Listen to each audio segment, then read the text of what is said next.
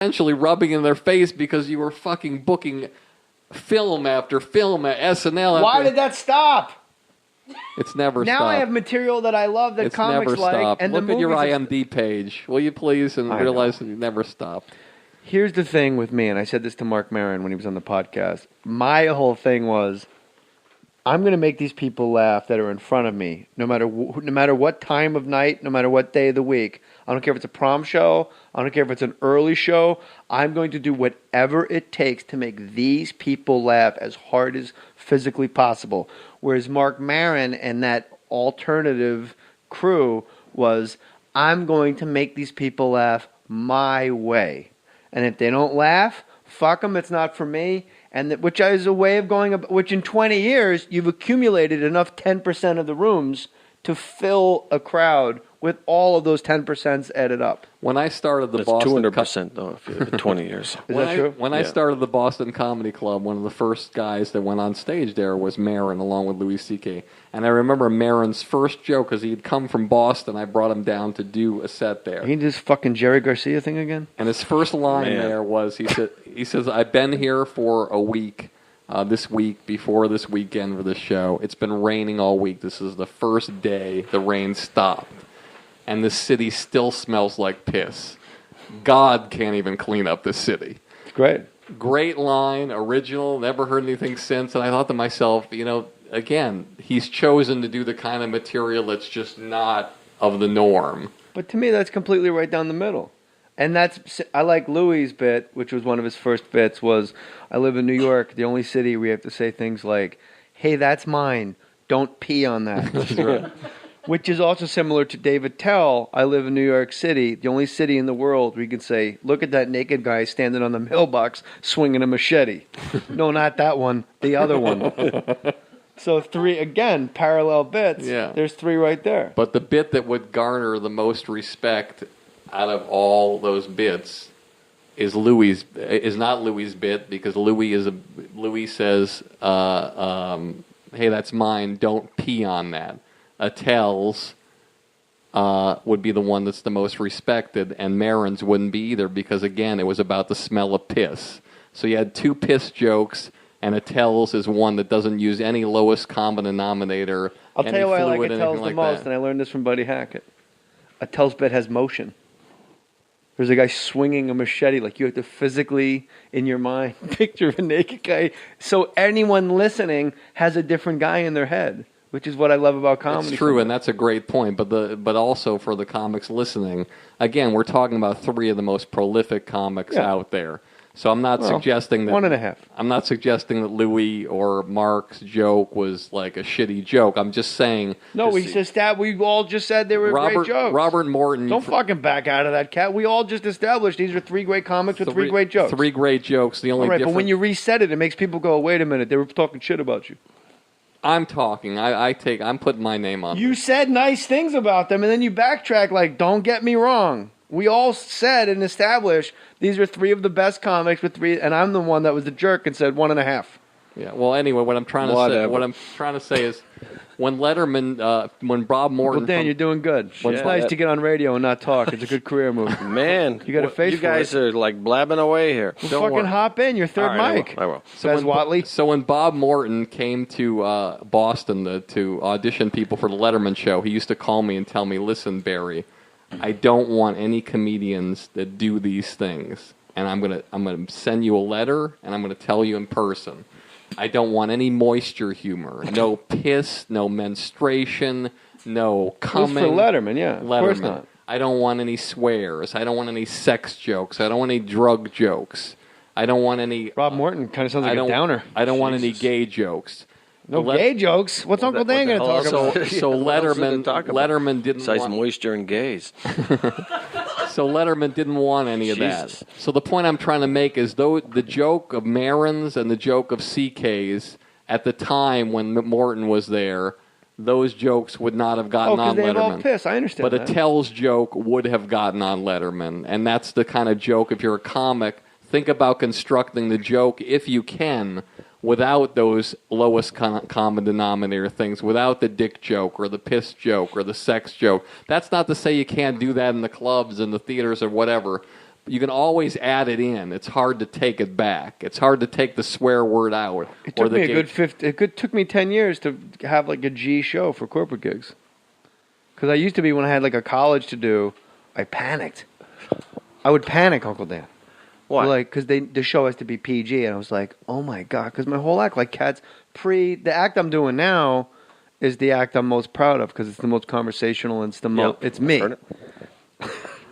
And the old one was, having sex with the stool, and a lot of fluids, and a lot of gays, and a lot of racial, and a lot, just kind of redlining up against all the stuff that was taboo. So you can't go to like College of Charleston and be like, hey, Emerson College. you can't go to Emerson. Actually, Emerson, you're probably the only place in the world you could.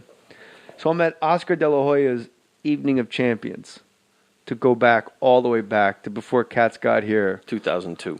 Evening of Champions 2002, back when Uncle Dan was out on the floor getting quality minutes. He's been on the bench a while. Yeah. Look at this guy.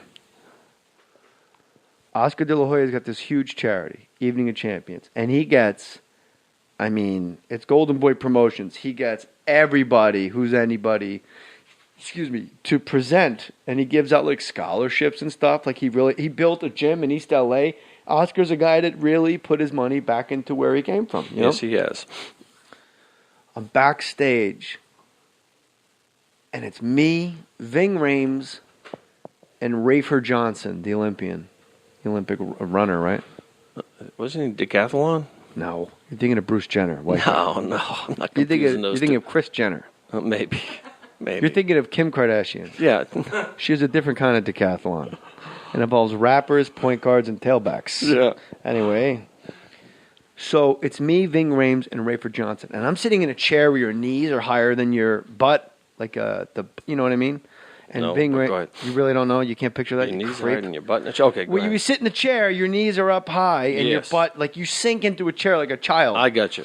And Rafer Johnson is sitting in a folding chair next to me, and Ving Rhames is walking around, and I stand up, and I go and I shake Ving's hand, and I go, Ving, I got to tell you something. I just was on the road. I was in Stand Up Live in Phoenix, Arizona, and I was in my hotel room. The movie Baby Boy was on demand.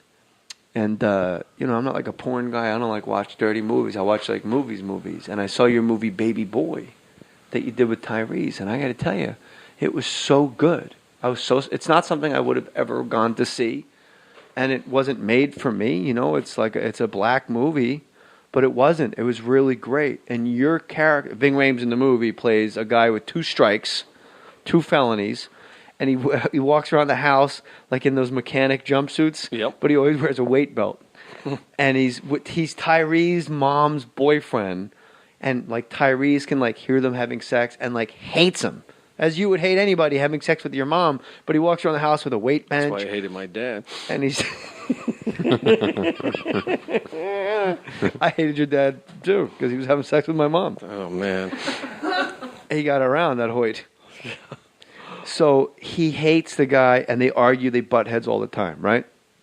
At one point in the movie, Tyrese is eating breakfast, and Ving Rhames comes up behind him and puts him in a chokehold from behind and goes, I'm paraphrasing. He goes, I'm not trying to see 3 strikes. You stop fucking with me. And he just chokes the shit out of Tyrese. Choking. And it's really like, you think, well, we know he has 2 strikes. Like, maybe he's just going to kill this kid and bury him in the yard. He's like a dicey character. And I said to Ving Rhames, like, right backstage, evening, and like, there's what do you call people that are in wheelchairs that are Olympics? Paralegals? Paraplegics. Uncle Dan, Some you of would be the greatest. Some of them. Some paralegals are in wheelchairs. You'd be the greatest third mic on a radio show. If anyone out there has a radio show and wants to just I'm salvage available. a life, I'm quitting this appraiser gig. how great would he be? Just as the third guy that chimes in. So anyway, I'm sitting in the chair and I tell him, I go, when you choked Tyrese out, there was such anxiety, and it frightened me. Alone in a hotel room, I was so afraid. The way you choked him out was so horrifying. I don't even know how to explain it. It was incredible. And Ving Rhames gets down on his knees, or like in a catcher stance.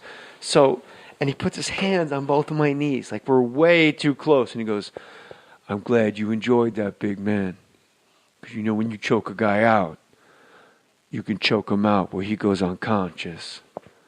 And then there's another way where you choke a motherfucker out and he knows you're going to rape his ass." Glad you picked up on that bit. Please welcome Olympian Rayford Johnson, Jay Mohr, and Ving Rhames. And we literally have to walk out and we fucking, what the fuck is he talking about? But he was completely serious. Like he thought that was the part of the scene that struck me, was that I knew he was choking in a way where you raped the guy afterwards. Wow. And he literally got down and goes, "I'm glad you picked up on that. I'm glad you picked up on that, big Glad man." you picked up on it. Like, he respected me as an actor. The guy went to, like, fucking Yale. Like, he's an you know what I mean? He's not some fucking mook off the street. Ving, really, look real quick. Ving Rhames went like he's a very educated guy. And the conversation we had was strictly on, like, an acting, like, the art of it all level. Where do you go from there? What's the next conversation? I walked out, I read prompter, and I got Oscar La Hoya to sign a mitt that Uncle Dan just ruined. I don't even think that's his signature. Who do you think signed it? Oscar the Grouch? No, it doesn't look like Oscar to me. What did you think it looks? His sister signed it. His sister. I was there when he signed it. He's got a big head. They all have big hands, too, those Yeah, boxes. Ving Rhames went to Juilliard in SUNY Purchase. He's a very educated man. And one thing they Let me teach see. you at Juilliard in State University of New York is there's two ways to choke a man out. One to make him unconscious, and the other one when you're going to rape his ass. These days, you can get practically everything on demand, like my podcast. You listen to this whenever you want, when it's convenient for you. So why are you still going to the post office and dealing with their limited hours? You like going to the post office? I hate it.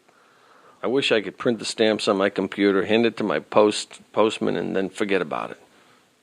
Are you Serious. Well, all right. Well, wow. Thank you. When you can get postage on demand with Stamps.com. Uncle Dan, this is just for you, apparently. All right. Or exactly for you. Anything you can do at the post office, you can now do right from your desk. What? With Stamps.com. You can buy and print official U.S. postage for any letter or package using your own computer and printer. And unlike the post office, Stamps.com never closes, so you can get postage whenever you need it, 24/7. We use it here at Mohr Stories. Right now, use our promo code MOHR, M-O-H-R, for this special offer. It's a no-risk trial plus $110 bonus offer. It includes a digital scale and up to $55 free postage. Don't wait. Go to Stamps.com before you do anything else. Click on the radio microphone at the top of the home page and type in MOHR, M-O-H-R. That's Stamps.com. Enter MOHR, M-O-H-R. Uncle Dan, this is right up your alley, Stamps.com. Stamps.com. How much is a stamp nowadays? Anyway, they just raised the price, didn't they? 45 cents. 45 cents. Jimmy Tingle used to have that great bit. He goes, people complain about anything. When it was a quarter, he goes, you can put a stamp on an envelope. It'll go anywhere in the world in 4 days for a quarter. Who are your favorite comics, Uncle Dan?